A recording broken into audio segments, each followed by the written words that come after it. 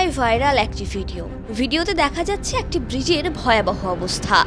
ব্রিজের উপরেই টোটো, bike, scooty থেকে শুরু করে বড় বড় লরি সারি দিয়ে দাঁড়িয়ে, আর সেই ব্রিজ দুলছে একেবারে দোলনার মতো। জানা যাচ্ছে এটি নদিয়ার নবদ্বীপের গৌরাঙ্গ সেতু। তবে ভিডিওটি কি এখনকার নাকি আগের তা সঠিকভাবে বলা যাচ্ছে না। ভিডিওটির সত্যতা যাচাই করেনি N24 টিভি। তবে যদি এই ভয়াবহ অবস্থা এখনকার হয় তাহলে সেই সেতু মেরামতি করা অতি শীঘ্রই প্রয়োজন। তবে সূত্র মারফত খবর, ভিডিওটি সম্ভবত বর্তমান সময়ের এবং এই সেতুটি মেরামতির জন্য ব্যবস্থা গ্রহণ করা হচ্ছে।